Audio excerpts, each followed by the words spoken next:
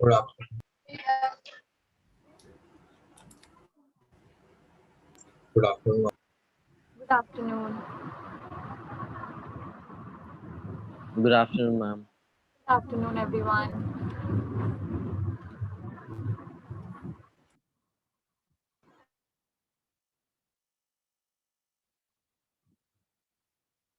Good afternoon, ma'am. Afternoon.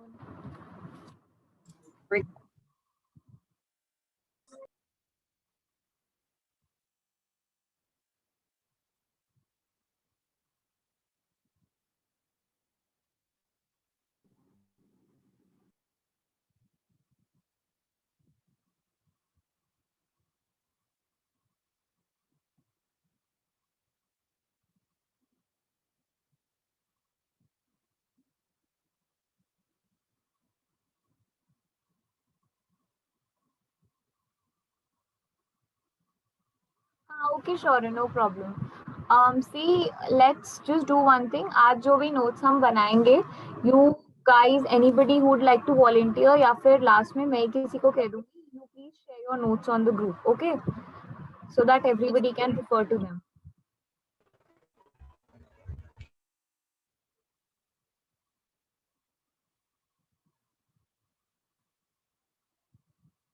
So let's start then.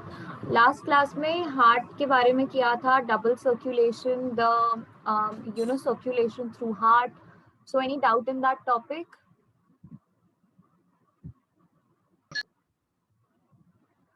नहीं सिद्धांत, this is not a real Yes, one. ये तो ऐसे ही प्लास्टिक का या फिर वो मॉडल है बनाया हुआ. This is not the real heart. ma'am, I have one now. हाँ बोलो बोलो. Ma'am, can you please tell the function of atrial systole? What?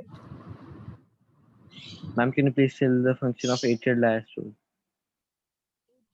Diastole का फंक्शन देखो, basically what happens in atrial diastole is की जो atria है वो relax हो जाएंगे, right? When the atria relax, the fresh batch of blood will be poured into them from the superior and inferior vena cava and दूसरी तरफ from the pulmonary vein, right? क्योंकि अगर वो contracted है तो उनके अंदर और blood बाहर से नहीं आ सकता.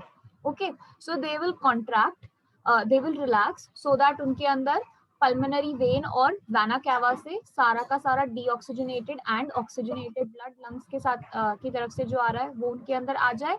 And at the same time the ventricles will undergo systole. Okay, so इस केस में अब क्या होगा कि ऊपर the atria have relaxed and the ventricles now are contracting. Okay,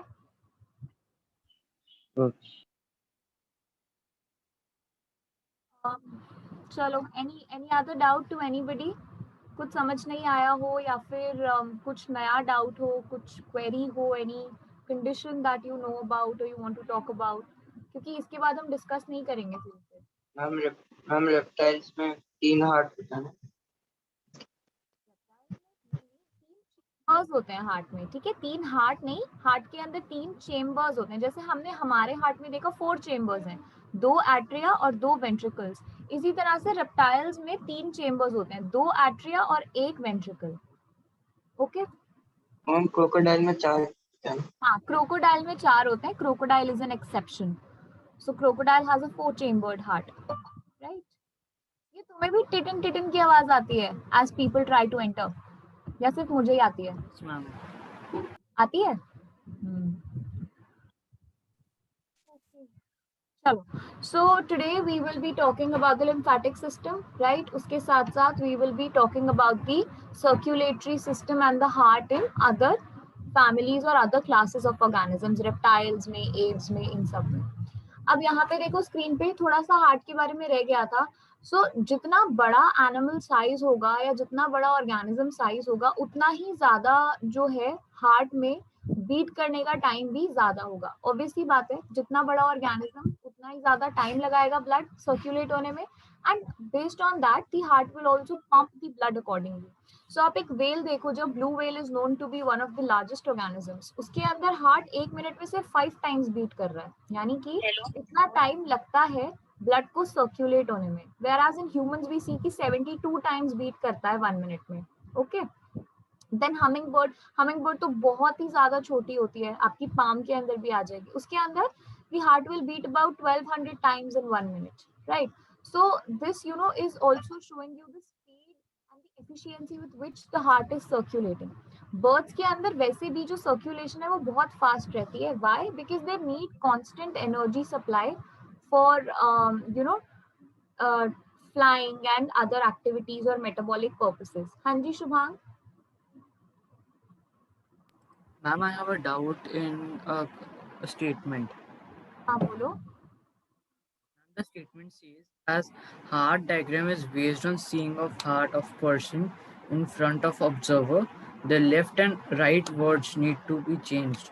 हम जो हार्ट में हम लोग ड्रॉ करा है उसमें लेफ्ट और राइट वर्ड कैसे चेंज होगा, मतलब कुछ समझ में नहीं देखो आया। उसमें वो आपको ये बोल रहे हैं कि ये जो राइट और लेफ्ट का आपका इसमें हार्ट के डायग्राम में मेंशन किया हुआ है वो based on the vision of the observer है, कि ऑब्जर्वर जब इसे देख रहा है तो वो उस तरह से देख रहा है कि एक बंदे के अंदर ये हार्ट है, तो हम उस इंसान की तरफ से डायरेक्शन देते हैं। वही जो मैंने आपको बात समझाई थी ना, कि जैसे मैं हूँ, मेरी तरफ से मैं हार्ट की डायरेक्शन बता रही हूँ कि राइट इधर, लेफ्ट उधर, राइट एट्रिया इधर, लेफ्ट एट्रियम इधर, उस तरह से। सो दैट स्टेटमेंट मींस कि अगर आप डायग्राम में ऑब्जर्वर की तरफ से बनाना चाहते हो, कि जैसे आप अपनी तरफ से बोल रहे हो कि मेरी साइड से राइट लेफ्ट कहाँ है, तो आप उसमें उसको इंटरचेंज कर सकते हो डायरेक्शन को। That is what they are saying.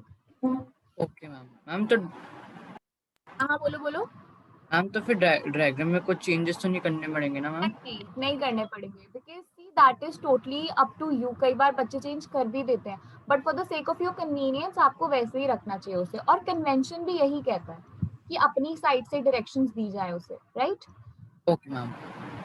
Okay चलो सो आगे बढ़े, लेट अस प्रोसीड देन। ये बात सबको समझ में आ गई? हाँ बोलो बोलो। Yes yes I am listening. जो बिग एनिमल्स होते हैं उनकी बॉडी ज़्यादा बड़ी है तो ब्लड ज़्यादा एरिया में जाना चाहिए, इसलिए वो कम होता है और ज़्यादा प्रेशर से बीट करता है। हाँ देखो, बिकॉज सी जैसे हमने अपनी बॉडी में क्या देखा था कि 0.8 सेकंड के अंदर अंदर जो ब्लड है वो पूरी बॉडी में से सर्कुलेट करके वापस हार्ट के पास आ गया, राइट? अब अगर किसी एनिमल की बॉडी बहुत बड़ी है तो ऑब्वियस सी बात है कि कितनी भी तेजी से हार्ट सर्कुलेट करे, 0.8 सेकंड में वो वापस नहीं आ सकता। It will take obviously a longer duration. So as the size of the animal increases, the frequency of the beating of heart also increases along with that. That means कि कम time के अंदर वो कम बार ही पंप कर पाएगा, क्योंकि blood को time ज्यादा लग रहा है सर्कुलेट होने में,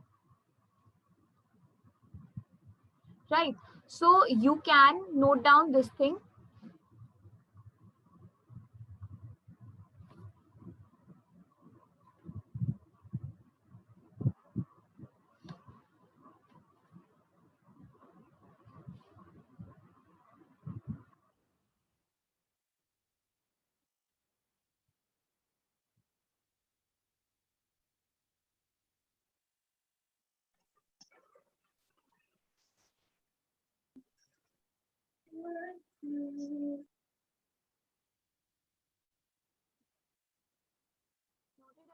आगे चले।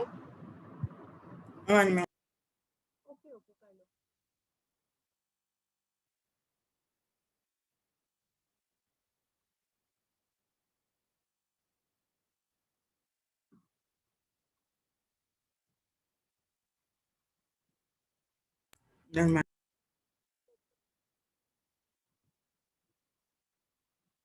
ये जो वीडियो है इस पे हम बाद में आएंगे। I want to discuss about the lymphatic system with you people first, उसके बाद हम इसकी वीडियो देखेंगे, राइट?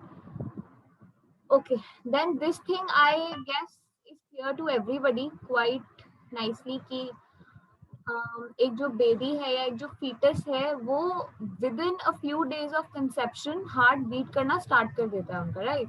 18 डेज है normally, it is about 20 to 21 days dependent on the development, कि किस रेट पे डेवलपमेंट हो रहा है। जनरली हम बोलते हैं कि with in the first month जो है वो फीटस का हार्ट बीट करना स्टार्ट कर देता है, right? Okay now let us talk about the lymphatic system. Excuse ma'am, आप बोलो समित। हमें कैसे पता लगता है कि उसका हार्ट बीट करना शुरू हो गया है? डॉक्टर्स वो करते हैं ना जब अल्ट्रासाउंड वगैरह, तो उसके अंदर पता लग जाता है। इनफैक्ट अगर कोई बहुत मतलब एक्सपर्ट डॉक्टर है जो अच्छे से पढ़ाई कर चुका है, रिजर्वेशन वाला अगर डॉक्टर ना हो, तो वो आपको हार्ट बीट भी सुना सकता है with in a month, stethoscope से ही। कोई ज्यादा उन्हें वो भी नहीं चाहिए होते सोफिस्टिकेटेड इक्विपमेंट, स्टेथोस्कोप की हेल्प से ही वो आपको हार्ट बीट सुना देते हैं। Okay ma'am. Okay, now see what happens in lymphatic system is कि जैसे ये हमारी blood capillary है, right? Blood capillary is formed because of the arterioles and the venules. आगे जाके arteries जो है branch हो जाती है, तो छोटे छोटे parts बन जाते हैं which are known as arterioles. Similarly, veins भी break होती है and they form venules, right? अब इसमें देखो क्या होता है कि whenever this capillary is near a tissue, so this I am making a tissue right here.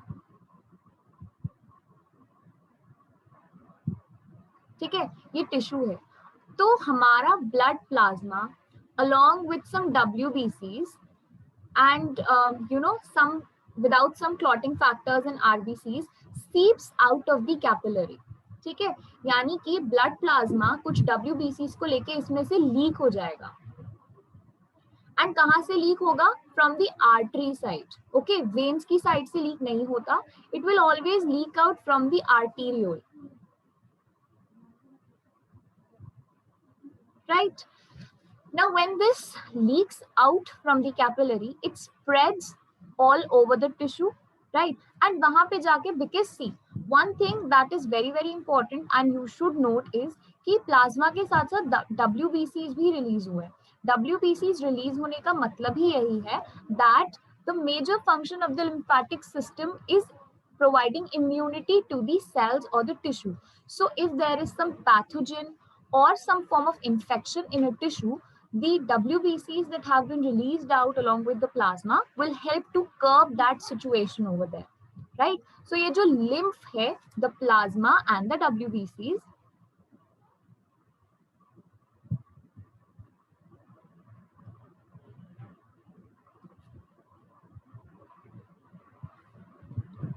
is you can say an important part of the immune system. इतनी बात clear है?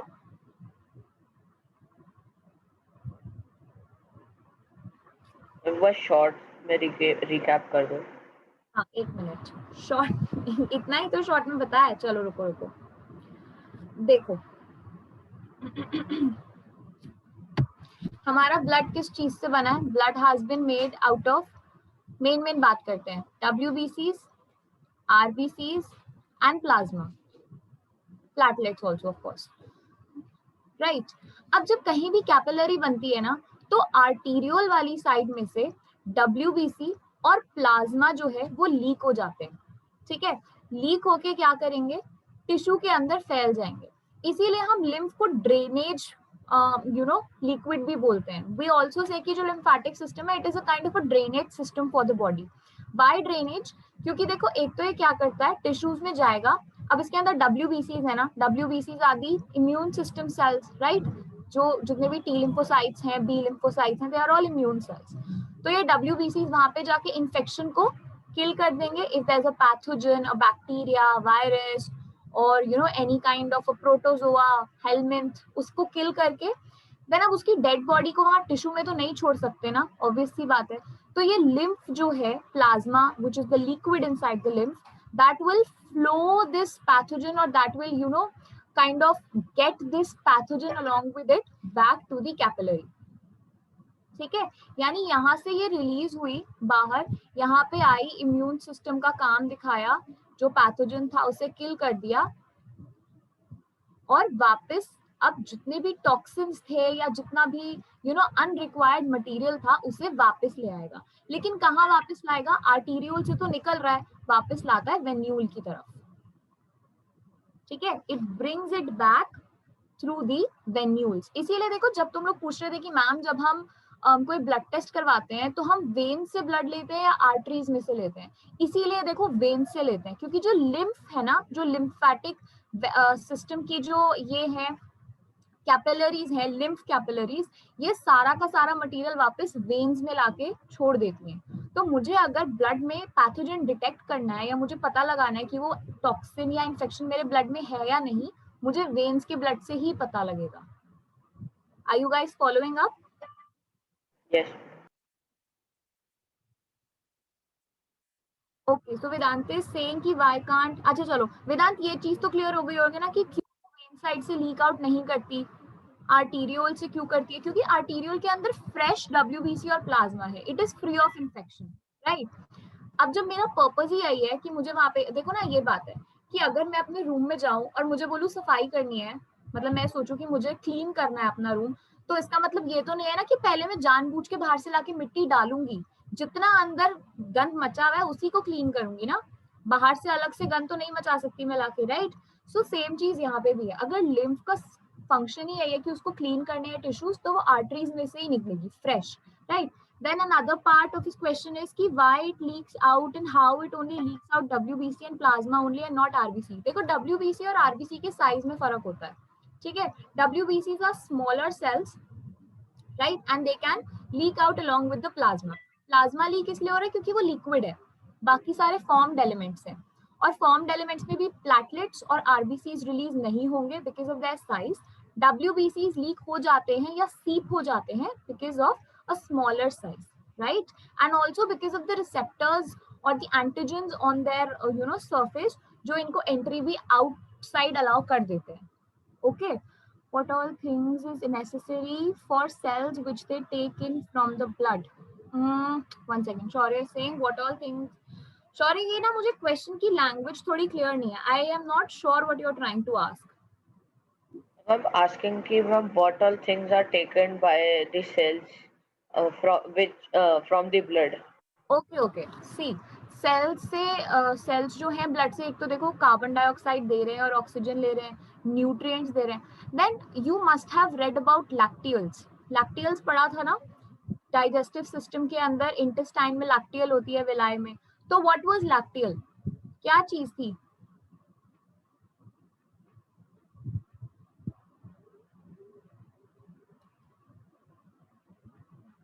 बताओ, डाइजेशन पढ़ा है ना सबने, न्यूट्रिशन एंड एनिमल्स, तो lacteals थे क्या? दुनिया जहान की रामायण पढ़ लेते हो तुम लोग, लेकिन अगर मैं ये पूछ लूं कि राम कौन था तो तुम्हें नहीं पता होता, क्योंकि you people are just focusing on memorising the main points. Basic समझा करो. व्हाट आर लैक्टियल्स, जल्दी बताओ.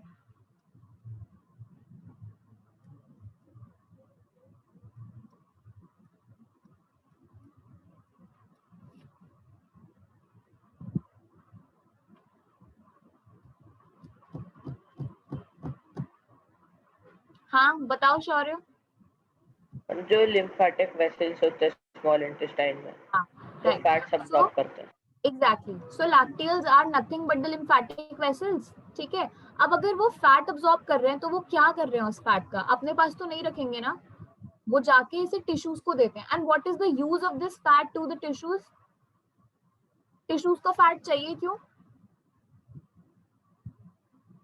प्रोटेक्शन. Okay, protection. और what else?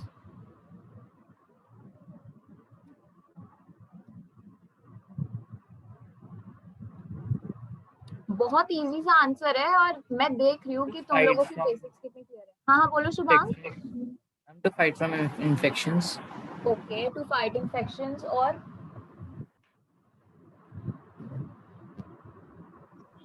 Ma'am, I was not able to hear the question. Can you please repeat? हाँ. सी, Shubhang said कि, शौर्य said कि ma'am lacteal जो है that's a lymphatic vessel, right? तो ये जो लिम्फ है ये हमारे सेल्स के पास जाके क्या कर रही है? सो आई सेड कि अगर लिम्फेटिक वेसल्स लैक्टियल्स के थ्रू फैट्स अब्सॉर्ब करते हैं फ्रॉम द डाइजेस्टेड फूड, तो वो इस फैट का कर क्या रहे हैं?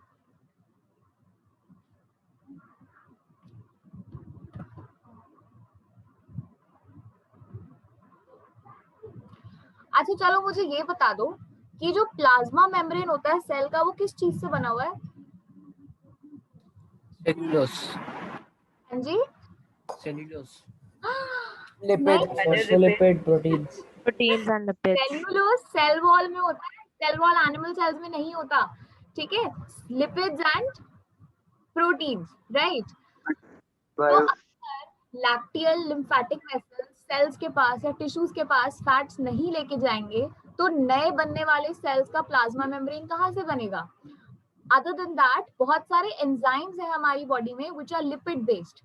Okay, a lot of enzymes in your body are lipid based and that is why that lipid component is very very important. और वो cells तक पहुंच कैसे रहा है? By the help of the lymphatic system. Okay, by the lymph. Clear है ये बात?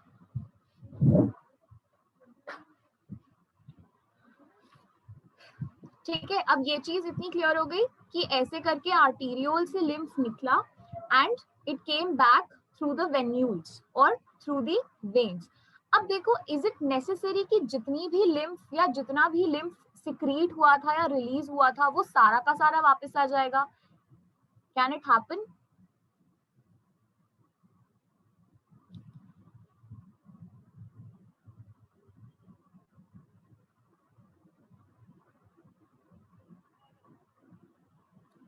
हाँ या ना, कुछ भी. कैन यू रिपीट मैम, आवाज कट. अच्छा, आई एम आस्किंग कि जितनी भी लिम्फ रिलीज हुआ था या जितना भी लिम्फ रिलीज हुआ था from the capillary, it came back into the venule. But I am asking कि इज इट सो कि सारा ही लिम्फ वापस आ गया या some of it is left in the tissues? Some of it is left also. And Yes. some of it is left. Some of it is left. In fact, it is said कि only about 12 to 14% of lymph comes back into the venules over here. जिस side पे release हुआ था उस side से सिर्फ इतना percentage ही वापस आता है. बाकी का फिर कैसे वापस जाता है? There are additional lymphatic vessels in the body, right? ये बात सबको पता है ना कि अलग से हमारी बॉडी के अंदर lymphatic vessels हैं. बाकी लिम्फ इनके थ्रू फिर वापस जाता है वेन्स के अंदर. जैसे ये एक और कोई वेन जा रही है तो ये यहाँ से सारा लिम्फ कलेक्ट करेगा, right? This lymphatic vessel will collect all the lymph from here और फिर ये वापस उसे किसी और वेन में रिलीज कर देगी. क्लियर है? मैम सीधा सीधा क्यों नहीं गया? Yes. जी, मैम सीधा सीधा क्यों नहीं गया? देखो, एक तो this process is very instantaneous, right? एक आर्टीरियोल में से लिम्फ निकला, ठीक है, और घूम के टिश्यूज में से वापस आ गया. Now for example there are some pathogens which always are there in your tissues. अब WBCs का ऐसा तो नहीं है ना कि वो गए और ऐसे मार काट करके आ गए. They have to wait there, they have to stay there. उसे आइडेंटिफाई करेंगे, उसे किल करने के लिए मास्ट सेल्स इकट्ठे करेंगे. So the process will take some amount of time, ठीक है? इसीलिए कुछ लिम्फ जो है वो पीछे रह जाता है. और इसमें आप देखोगे कि कई बार ना हमारी बॉडी के किसी पार्ट में स्वेलिंग होती है तो डॉक्टर कहता है कि मे बी आपकी बॉडी में लिम्फ इकट्ठा हो रहा है, right? So that region becomes swollen if the lymph is not being drained well. अगर ये लिम्फैटिक वेसल इस लिम्फ को पकड़ के नहीं लेके जा रही सही टाइम पे तो वहां पे आपको स्वेलिंग होने लगेगी उस रीजन में. ऑलराइट? एंड देन दैट मतलब ब्लॉकेज है. हाँ, अगर वो वहां पे इकट्ठा हो रहा है और वापस नहीं जा रहा, इसका मतलब कुछ ब्लॉकेज है. या तो इस लिम्फैटिक वेसल के अंदर ब्लॉकेज है या फिर वहां पे कुछ ट्यूमर बन रहा है, इस रीजन में कुछ ट्यूमर बन रहा है जिसकी वजह से वापस यहाँ नहीं जा पा रहा. मैम तो फिर प्रेगनेंसी में ऐसे कैसे मतलब लिम्फ इकट्ठा हो जाता है पैरों में? तो प्रेगनेंसी में ना दैट इज ऑल्सो कि लिम्फ का अमाउंट इतना ज्यादा नहीं होता, but other than that the weight of the baby is too much on the lower limbs of the female.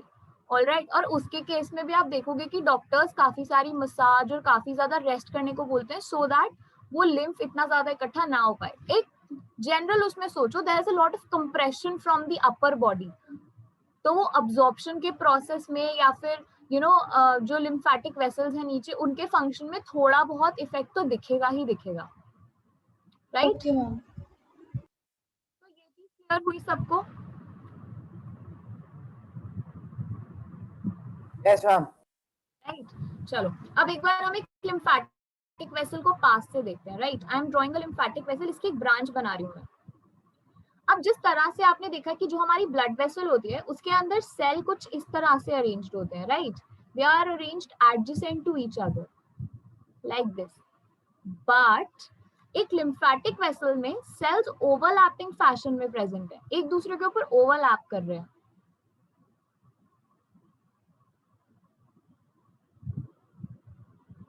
एक ही साइड के बना लूं, ठीक है। What is the reason for this?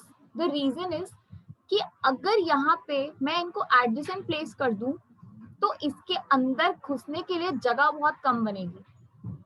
जब यहाँ बाहर से प्रेशर लगता है ना, क्योंकि बाहर देखो बहुत सारी लिम्फ है, let me choose a different colour, one second. Okay, see बाहर there is a lot of lymph, right. इस लिम्फ की वजह से क्या हुआ, a certain pressure has been created. Pressure create हुआ तो बाहर की तरफ से धक्का लगेगा और ये सेल्स क्या हो जाएंगे, अब see the condition now will be something like this. ये सेल्स जो है पुश हो गए, ऐसे धक्का लगा ना तो ये ओपन हो गए इस तरह से, बीच में स्पेस बन गया, राइट। एंड इस स्पेस की वजह से the lymph will rush inside this vessel. Ma'am मुझे ये नहीं समझ आ रहा, लिम्फ वो ब्लड है क्या? हमारा ब्लड नहीं है, lymph is plasma plus WBC, यानी कि स्ट्रॉ Okay. कलर का लिक्विड होता है, स्ट्रॉ कलर या क्रीम कलर का, ठीक है। ये चीज सबको समझ में आई कि बाहर से लिम्फ ने प्रेशर लगाया, ये सेल्स जो थे endothelial cells of the lymphatic vessel, ये ओपन हुए क्योंकि एक दूसरे को ओवरलैप करें। See it is something like this, देखो इस तरह से, one second, okay, am I visible? Yes Yes. Ma'am. Okay, see cells इस तरह से, राइट। यहाँ मान लो कि यहाँ से प्रेशर लग रहा है अंदर से, ठीक है, इस तरह से ओपन हो जाएंगे and the lymph will rush into the lymphatic vessel.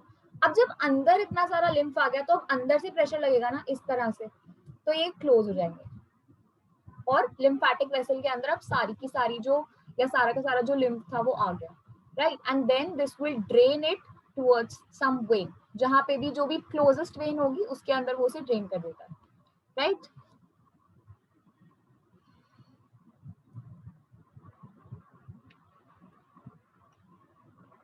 ये चीज क्लियर है सबको? अब हम एक काम करते हैं, हम वीडियो देख लेते हैं और ज्यादा Yes. समझ में आ जाएगा।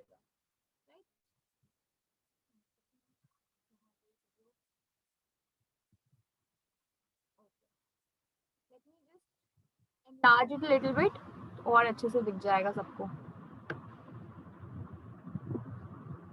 ओके, और इसमें कोई भी डाउट हो बीच में तो पूछ लेना, बाकी आई होप कि तुम लोगों को समझ आ गया है, वही सब बताया है जो इस वीडियो में भी है।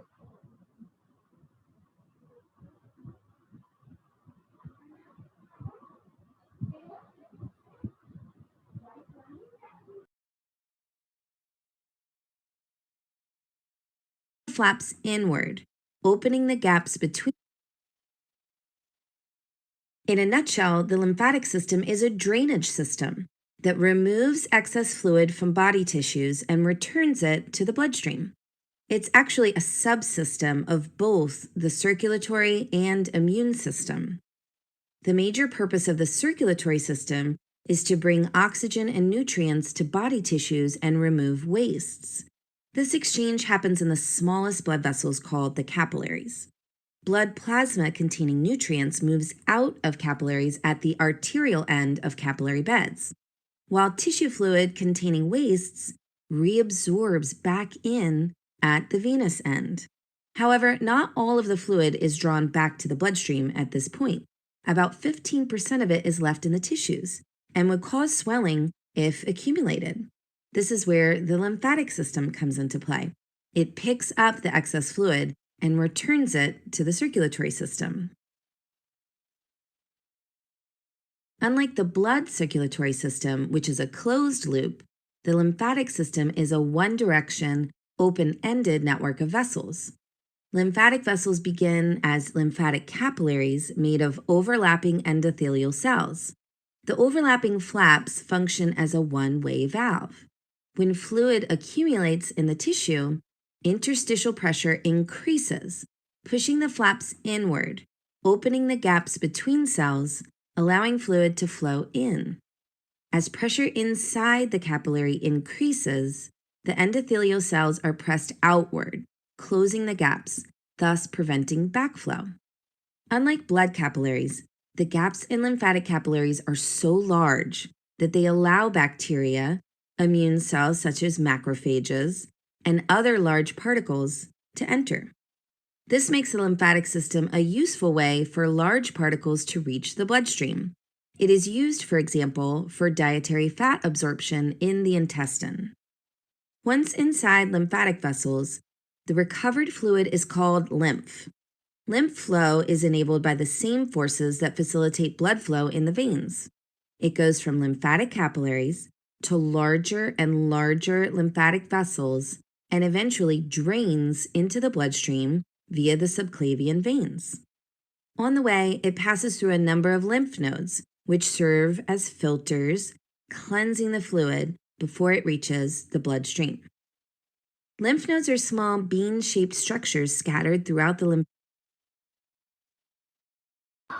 All right. So अभी यहाँ तक ही देखते हैं because अभी lymphoid organs के बारे में मैंने नहीं बताया. Abhiraj ma'am please do. अरे आपको दिखा नहीं क्या? Did you see? नाम दिख रहा था. नहीं Abhiraj actually requested to do full screen one. अच्छा चलो ठीक है. तो इतना क्लियर है सबको अभी तक जितना किया है लिम्फेटिक सिस्टम के बारे में? Is it clear everyone? Yes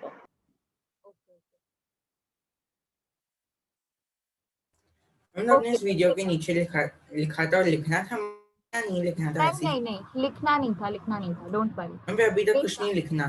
हाँ अभी तक बस एक लाइन थी बस. Yes.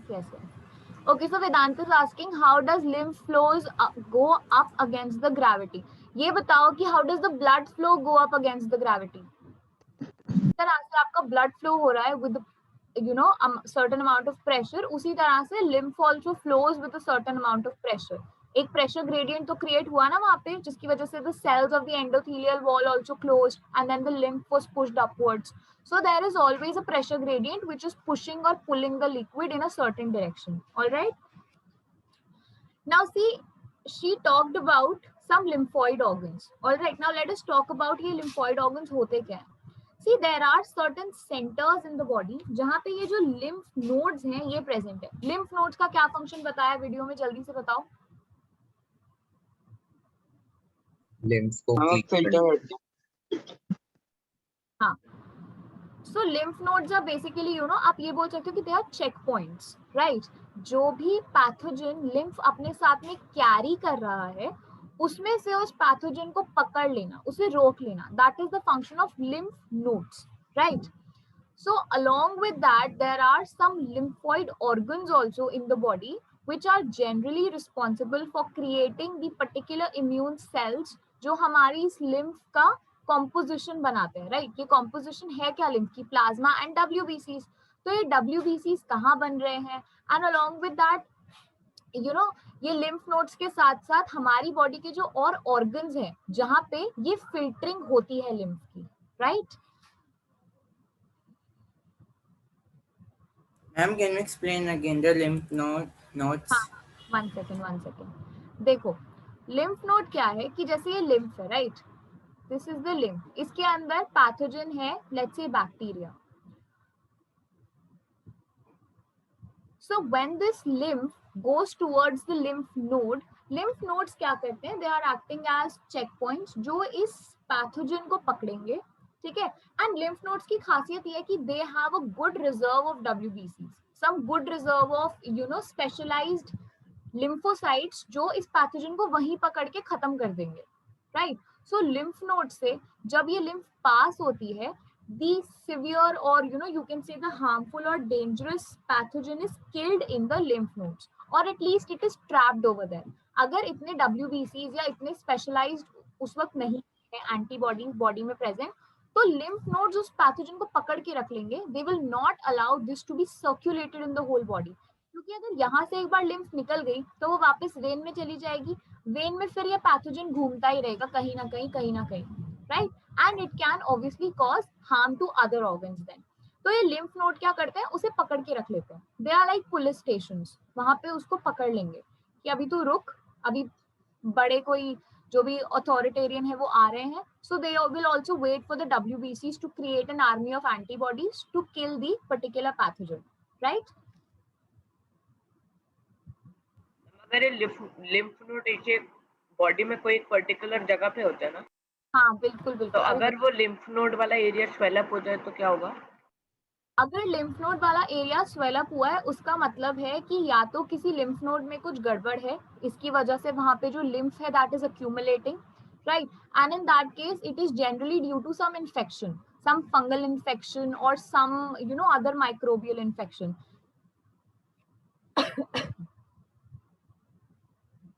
So first आपका lymphoid organ आ जाता है bone marrow. हम इसे lymphoid organ इसीलिए बोलते हैं because it is responsible for creating the WBCs and other immune cells, right? The other one is, लिखते जाओगे lymphoid organ साथ साथ. The second one is thymus. Thymus सबको पता है?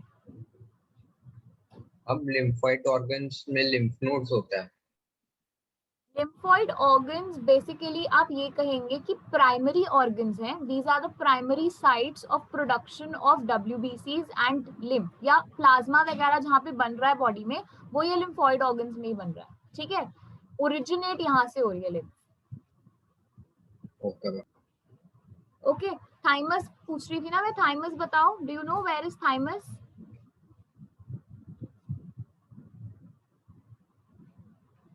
सुना सा नाम है लेकिन याद नहीं. हार्ट के ऊपर एक ग्लैंड होती है ना thymus, which secretes thymosin, right. It's a lobular organ जो आपके हार्ट के ऊपर प्रेजेंट होता है, राइट. और एज के साथ साथ थाइमस डीजेनरेट होती है. जैसे अभी you are in the adolescent stage, so your thymus is at its maximum size. अभी आपकी इम्यूनिटी सबसे ज्यादा है. जैसे जैसे आगे प्रोसीड करोगे लाइफ में, थाइमस का साइज कम होता जाएगा. It starts degenerating. और इन द एल्डर और ओल्ड पीपल, इनके अंदर. हाँ बोलो तमनजोत. मतलब अभी आप कह रहे हैं, मतलब अभी हमारी इम्यूनिटी सबसे हाई है. मतलब फिर जैसे तो न्यूली बॉर्न बेबीज होते हैं, फिर उनकी इम्यूनिटी हाई क्यों नहीं होती? का लिम्फ अभी उनका थाइमस इतना डेवलप नहीं हुआ है ना. आपके अंदर अभी तक जो है, अभी तक की एज में थाइमस सबसे ज्यादा डेवलप हो चुका है. छोटे होते से क्या होता है, छोटा होता है, बड़ा बड़ा बड़ा होता जाता है, फिर जैसे जैसे ओल्ड होते हैं फिर और छोटा होता जाता है, फिर से ऐसे होता है थाइमस का, राइट.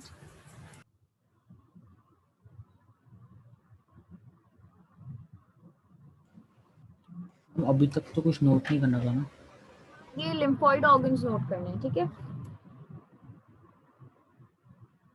आपने इनके सामने कुछ लिखना है स्क्रीन के सामने? या नहीं, इनके सामने कुछ नहीं लिखना.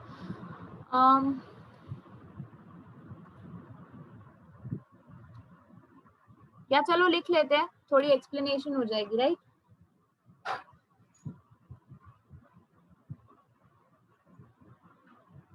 मैम एक बार lymphoid organs फिर से बता दो क्या होता है.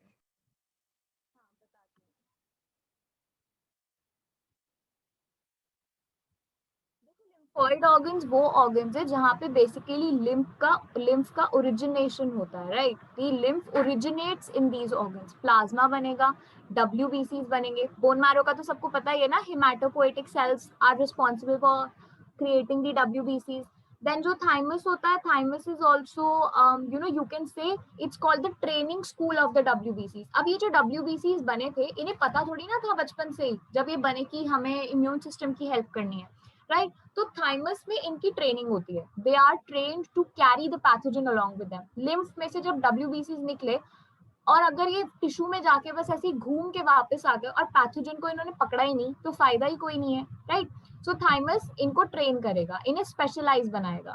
देन स्प्लीन के अंदर क्या होता है, that all these dead WBCs and RBCs will go and die there. It's the graveyard of RBCs and WBCs, and along with that some form of infections are also fought in the spleen. अगर कोई pathogen है जो spleen तक पहुंच गया है किसी WBC के साथ, तो वहां पे भी उसको किल कर दिया जाएगा, राइट.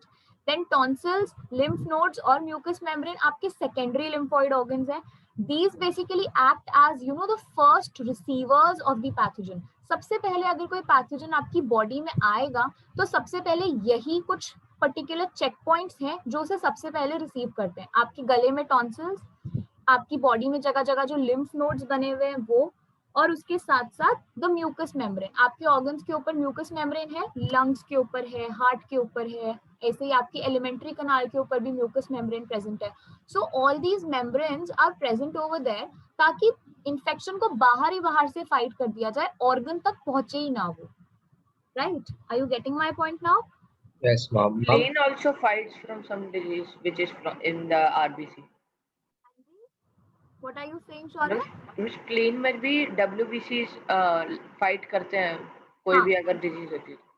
यस, अगर वहां तक इन्फेक्शन पहुंच गई है तो फिर स्प्लीन भी फाइट करेगी, राइट? स्प्लीन सबसे एंड वो होता है ना, एंड जगह जहाँ पे आरबीसी जाती है। हाँ, कह सकते हो, बिकॉज वहां पे you know the spleen is responsible for recycling the material of all these WBCs and RBCs, right?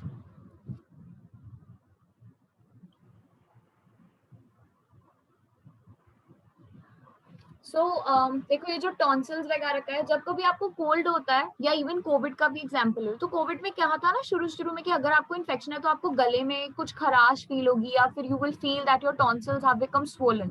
तो ऐसा क्यों कहा था? Because see, if the virus is entering through your oral route, अगर नेजल कैविटी से आया है या फिर बकल कैविटी से आया है, तो सबसे पहले उसका एनकाउंटर टॉन्सिल्स के साथ ही होगा, राइट? एंड टॉन्सिल्स में जब वो आके रुक जाएगा, बिकॉज टॉन्सिल्स क्या करेंगे, उसे पकड़ लेंगे, वहीं पे रोक लेंगे, एंड देन वहां से मैसेज चला जाएगा पूरी बॉडी में कि there is a virus that needs to be fought off, alright?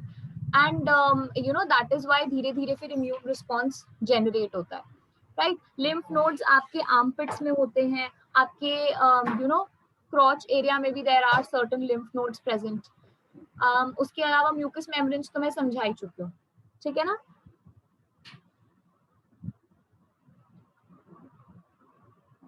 आप कुछ लिख रहे हो क्या अभी? कुछ नहीं लिख रही, बस इतना ही था। Do you guys want an explanation, या फिर ऐसी काफी है? ऐसी काफी है। काफी है। थाइमस के बारे में लिखा दो एक बार। इसके बारे में थाइमस? अच्छा चलो ठीक है, हम lymphoid organs की definition बताते हैं. Okay okay.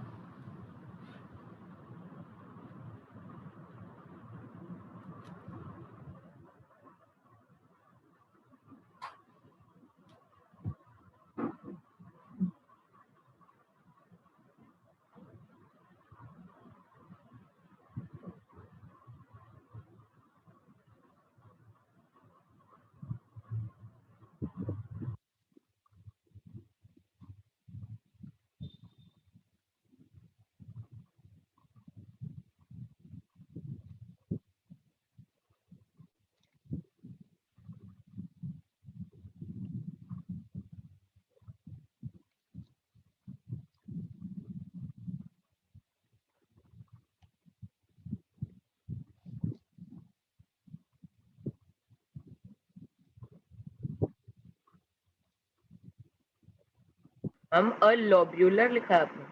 हाँ जी, lobular.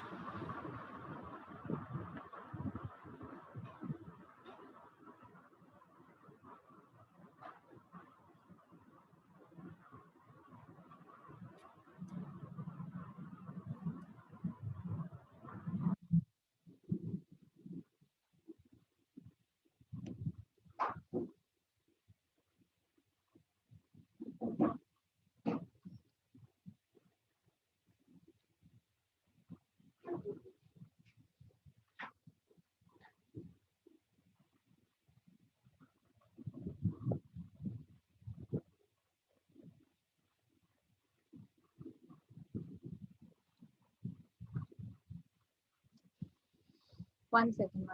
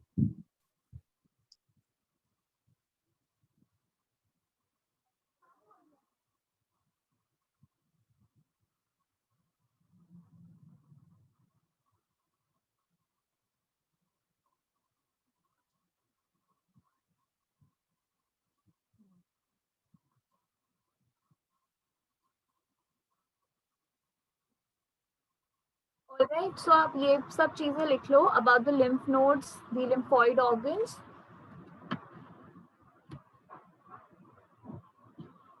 Okay, so Vedant is saying what will happen if we remove tonsils. See, एक तो tonsils are actually acting as a very important immune structure. ठीक है, immune system के लिए बहुत important receivers हैं, and then they also transmit the message to the whole body. Along with that, these are also sites of the presence of the thyroid glands, क्योंकि आपके tonsils के साथ में attached रहती हैं वो. तो कहीं ना कहीं there will be some impact on the thyroid glands also after this. और फिर थायराइड के ऊपर पैराथायराइड होती हैं, तो उनके ऊपर भी फिर इम्पैक्ट आएगा, राइट. बट जनरली सबसे ज्यादा नुकसान आपके इम्यून सिस्टम को होगा टॉन्सिल्स रिमूव करने से.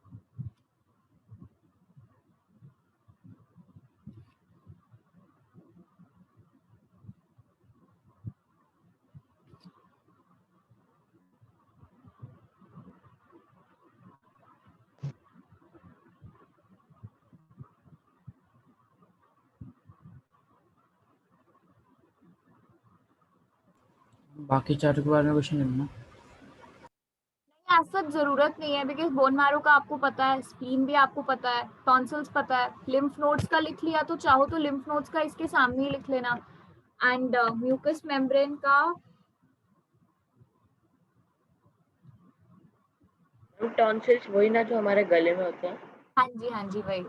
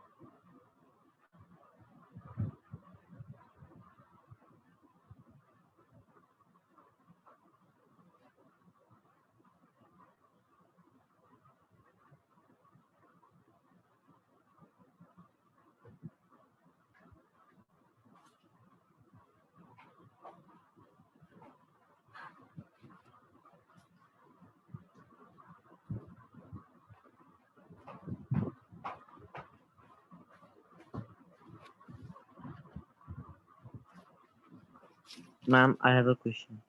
हाँ बोलो. Ma'am, it is off topic. कोई बात नहीं, बताओ. Ma'am, why does osteoporosis occur? Osteoporosis. See, basically osteoporosis is a condition जब body के अंदर calcium कम हो जाता है. So when the calcium, because see your bones are not in a very stable or static form. ऐसा नहीं है कि bone बनी तो वो वैसे ही रहेगी. There is continuous calcium reabsorption and adding on of the calcium taking place into your bones.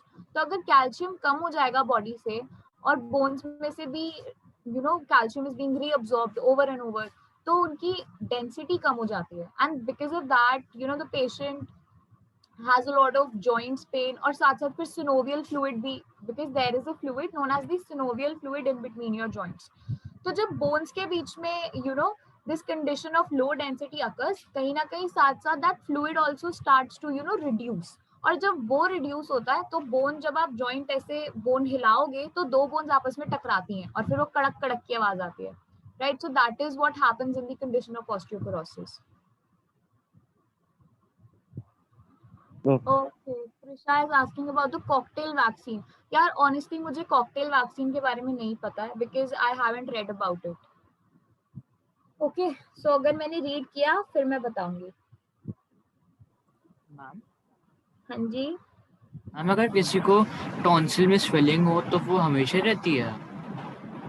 नहीं, हट सकती है, आप मेडिसिन लो तो वो हट जाएगी.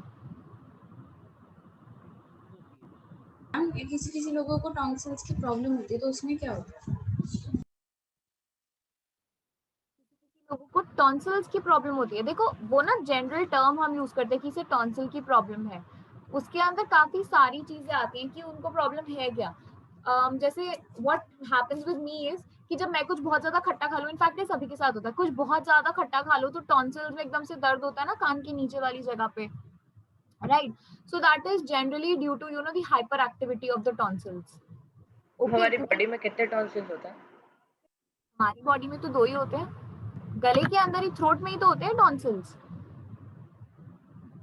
हम कहते हैं कि वो बहुत सारे टॉन्सिल्स मतलब इंक्रीज से हो जाते हैं या फिर टूट टूट के ना मुंह से निकलते हैं, उसे लाइक वो भी कोई प्रॉब्लम होती है? Not sure, I haven't heard of this condition. Ma'am इसका फिर ऑपरेशन भी होता है? हाँ होता है।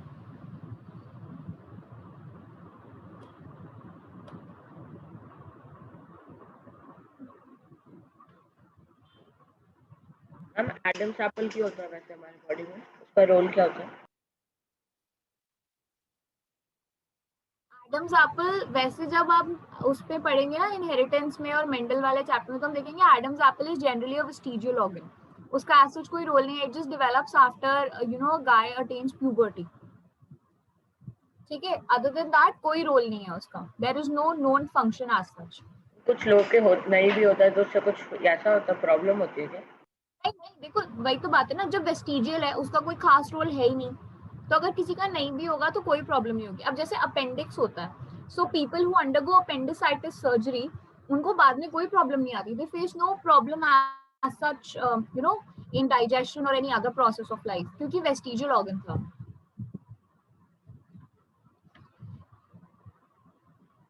ये नोट कर लिया सबने? अब जल्दी से हम ना सर्कुलेशन डिस्कस कर लेते हैं इन अदर एनिमल्स, तो हमारा चैप्टर निपट जाएगा।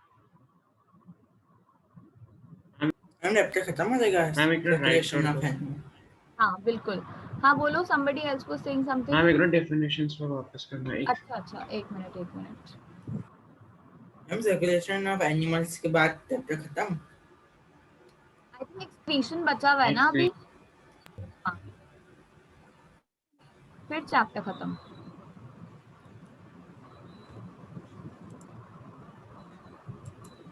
ठीक है मैम, थैंक यू।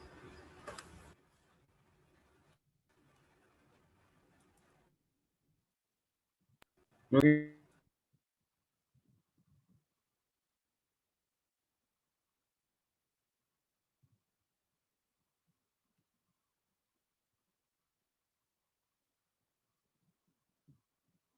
हो गया done. Yes ma'am.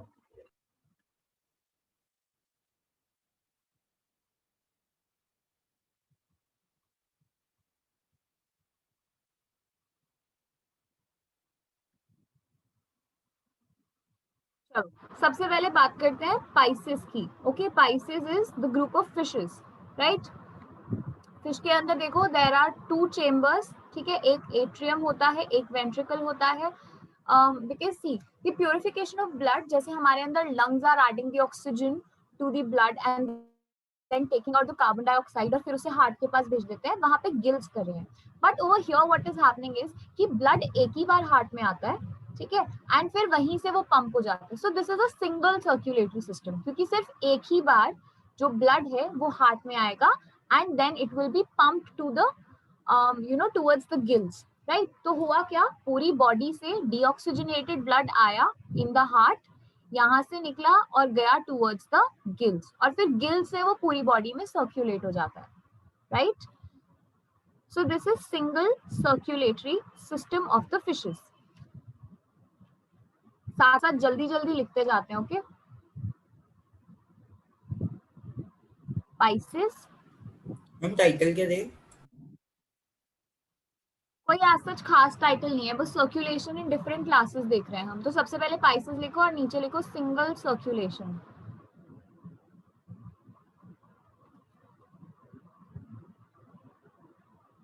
Deoxygenated blood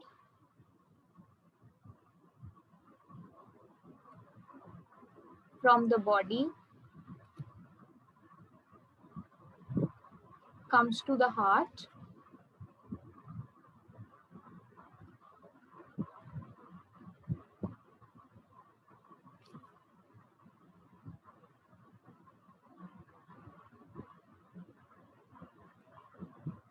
through the ventricle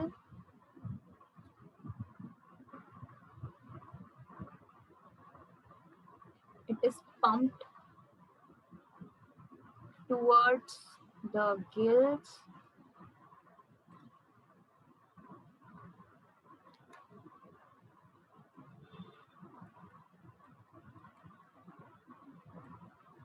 purify the blood and send this to rich blood towards the systematic circulation. ठीक है, यानी कि बॉडी की सर्कुलेशन में.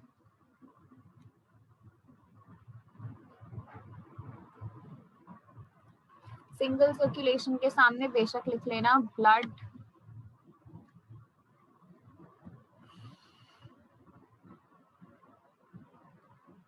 goes through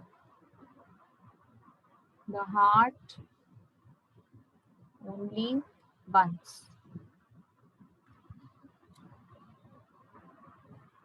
Ma'am, I have a doubt from human circulatory system. हाँ बोलो सिद्धांत.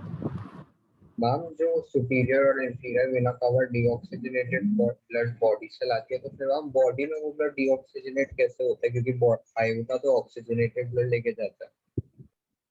Body में वो ब्लड डीऑक्सीजनेट कैसे होता है? Yes ma'am. अच्छा, हमारी बॉडी में ब्लड डीऑक्सीजनेट कैसे होता है?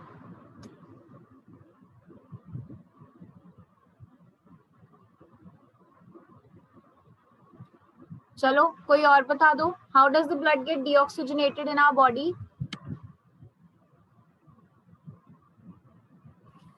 Ma'am, the cells use the oxygen. Cells use the oxygen and give back the carbon dioxide to the blood.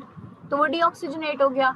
यही सेम प्रोसेस फिशेस में भी होगा. When the blood is circulating, जितने भी सेल्स को ऑक्सीजन चाहिए वो उसमें से ले लेंगे और कार्बन डाइऑक्साइड उसमें डाल देंगे. So the blood got deoxygenated. Okay?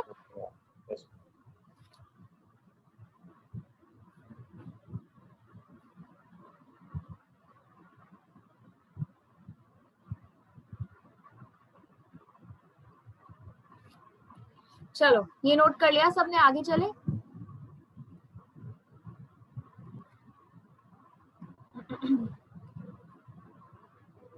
Yes ma'am. यहाँ पे एक ओवरव्यू दिया हुआ है आपको about the hearts of all the classes. This is amphibia. Amphibia के अंदर देखो 3 चेम्बर्ड हार्ट है. There are 2 atria and 1 single ventricle. Similar thing is happening with the reptilian heart also. 2 atria है और यहाँ ना ये रेप्टाइल में क्रोकोडाइल का हार्ट दिखाया हुआ है, इसीलिए 4 बनाए हुए हैं. बट अगर हम 3 चेम्बर्ड हार्ट्स वाले रेप्टाइल्स देखें, एलिगेटर्स वगैरह, उनके अंदर भी ऐसा ही होता है. 2 एट्रिया 1 वेंट्रिकल. बर्ड्स या फिर एव्स बोलते हैं हम जिन्हें, उनके अंदर again the 4 chambered heart is there, and so just like human beings, double circulation will be seen in these animals, right?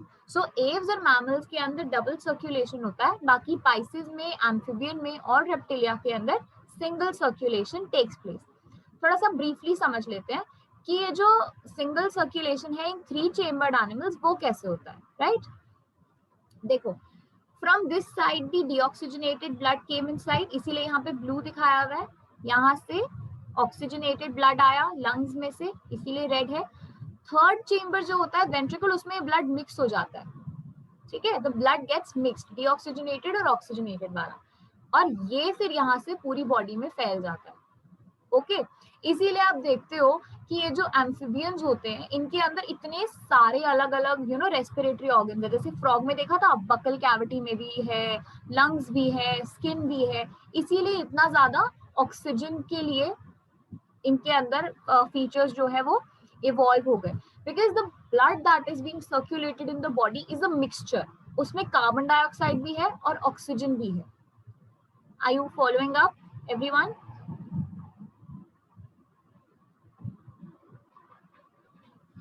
Yes ma'am. Yes, तो यहीं पे लिख लेते हैं reptilia and amphibians.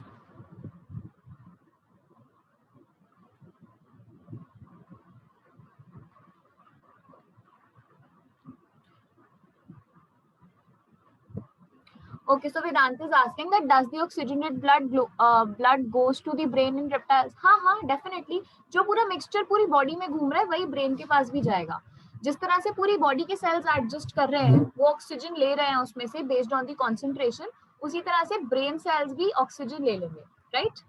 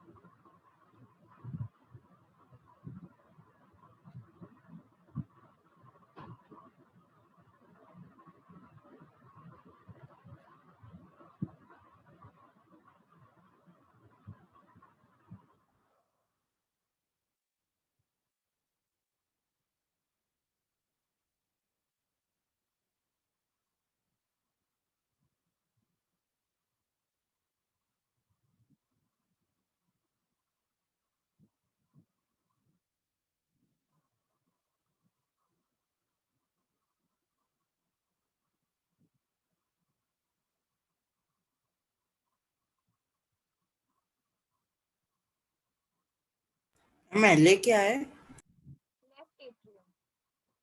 Ma'am cold and warm क्या ma'am? Blooded animals क्या होता है? हाँ देखो, cold blooded animals are the ones जो MLA अपना क्या body था? left atrium. हम सुना ही नहीं दे रहा ठीक से आपकी बात. Left Left atrium. atrium. Left atrium. Okay. हाँ, देखो कोल्ड ब्लडेड एनिमल्स वो हैं जो अपना बॉडी टेम्परेचर रेगुलेट नहीं कर सकते, जैसे ये रेप्टिलिया एम्फिबिया जो है ये अपना बॉडी टेम्परेचर नहीं वो कर सकते. Again one of the reason for this is single circulation, क्योंकि ब्लड जो है दैट्स अ मिक्सचर, राइट? तो बॉडी टेम्परेचर को कंट्रोल करना in these organisms is difficult, so they have to adapt and they have to come up with different you can say habitats to cope up with the environmental changes. Whereas जो apes हैं और mammals हैं उनके अंदर क्या होता है कि there is this system of homeostasis, कि हम अपना body temperature जो है regulate कर सकते हैं. So we are known as homeotherms, right?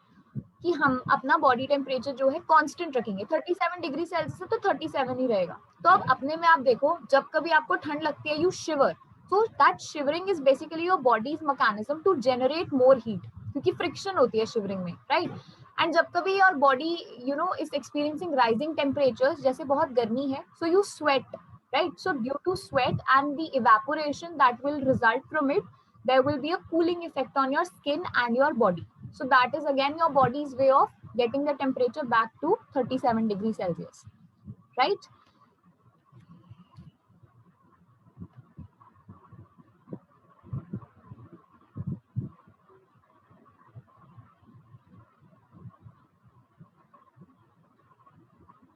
Ma'am 37 degree Celsius से क्या होता है?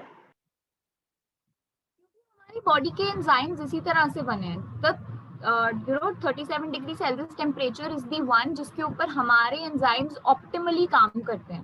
This temperature is basically optimum for our enzymes.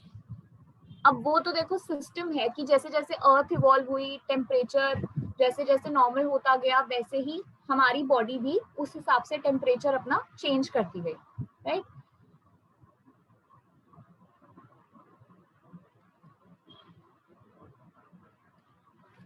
Excuse me.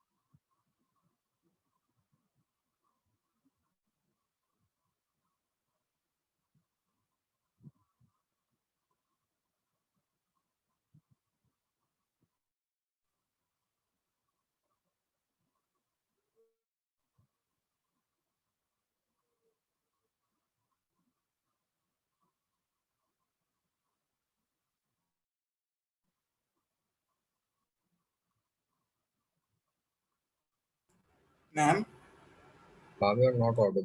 हाँ जी, आपकी हाँ हाँ आवाज नहीं बोलो आ एंड रही। किसने? आपकी आवाज नहीं आ रही। नहीं मैं कुछ नहीं बोल रही थी, बट आई वाज नॉट यहाँ आपके स्पीकिंग एनीथिंग। आपका माइक्रोफोन जो हिल रहा था, मतलब यहाँ पर आवाज आ रही थी आपकी।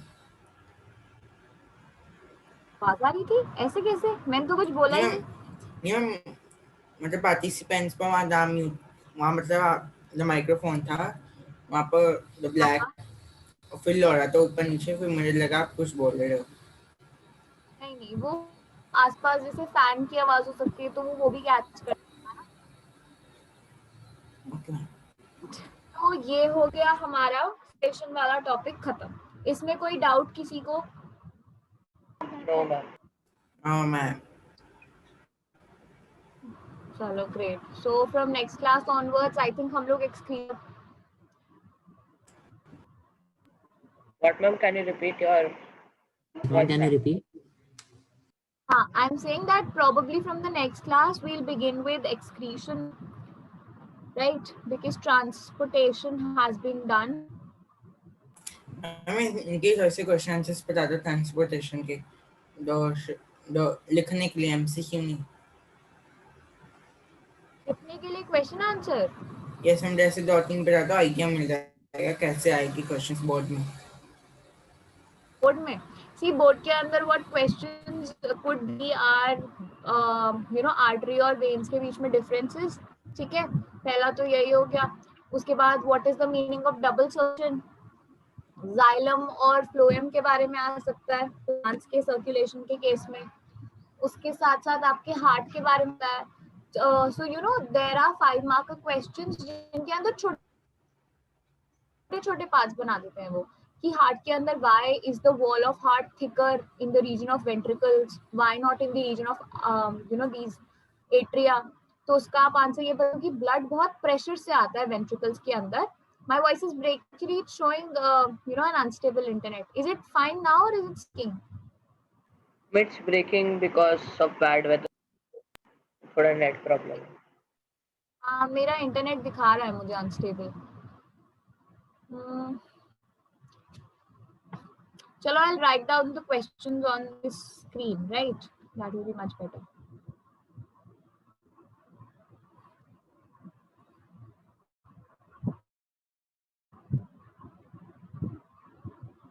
ऐसा बीच बीच में होता है कि आपकी आवाज लाइक बोलते बोलते बीच में कर कटती है, मतलब अभी तो ठीक ही आ रही है। क्या What are you saying? हम बीच बीच में होता है ऐसे कि आपकी आवाज कट जाती है, अभी तो ठीक ही आ रही थी। आ रही थी ठीक नहीं, baby because of the internet, या फिर वो पता है क्या होता है कई बार कि जैसे I don't use those separate microphones, जो लैपटॉप का है वही आई यूज दैट वन ओनली। तो कभी बोलते बोलते अगर मैं पीछे हो गई, मैंने चेयर के साथ में टेक लगा ली, तो फिर वो आवाज कम हो जाएगी। अगर मैं आगे में भी ठीक हो जाती है। सो दैट इज क्योंकि पास में ना कंसिस्टेंटली लैपटॉप के पास आंखें रख के, एक तो मैं वैसे ही स्पेक्स धारी इंसान हूँ, तो फिर मेरे साथ और हेडेक वाली प्रॉब्लम हो जाती है। Okay, then another one could be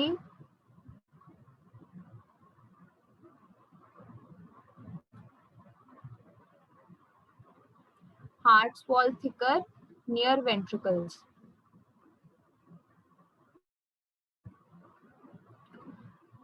उसके बाद what is pulmonary artery and vein?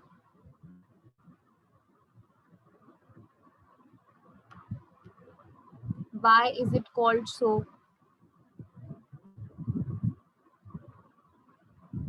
उनका फंक्शन आ सकता है।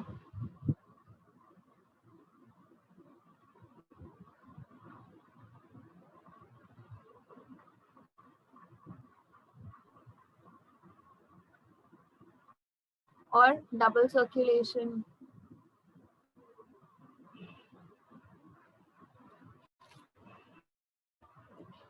यही सब क्वेश्चंस हैं, और अगर बहुत ज्यादा से ज्यादा हुआ तो ये आ जाएगा कि कार्डियक साइकिल एक्सप्लेन करो।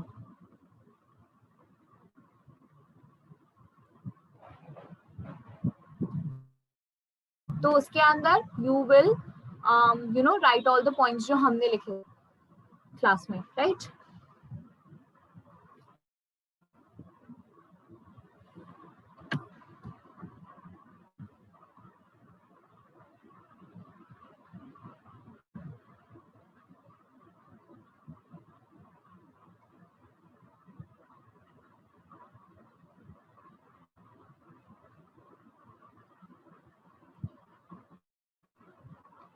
चलो तो फिर सेशन खत्म करें.